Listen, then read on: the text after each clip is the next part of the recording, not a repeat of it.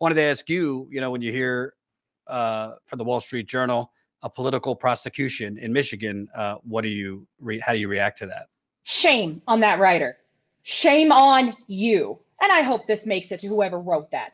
Because let me explain this. Governor Snyder, out of his mouth, said, I was in charge of Flint when this happened and the cover-up happened. The buck stops with me. So now why is he trying so hard? And why are you working to get him out of his own responsibility? The buck stops with me. Hello. Also, so basically, he decided, and it's not just any political person could make this mistake and blah, blah, blah, blah, blah. No.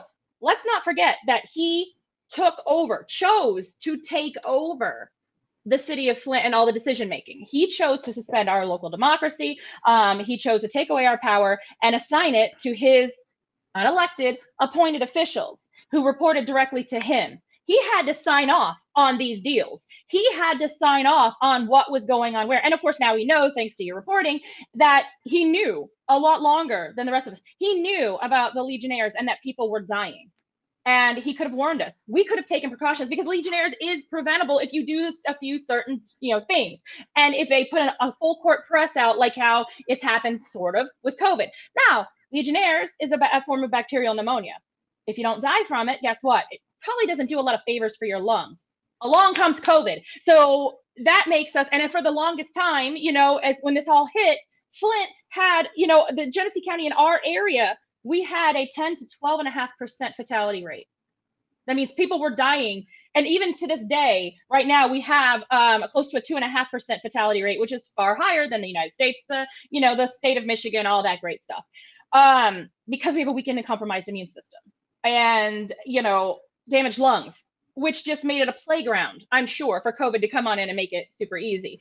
So these are lasting forever impacts. So for you to sit there and write this article saying, oh, no, it's a dangerous precedent. What is a dangerous precedent? That a rich white man gets held accountable for what he did to a poor majority minority city?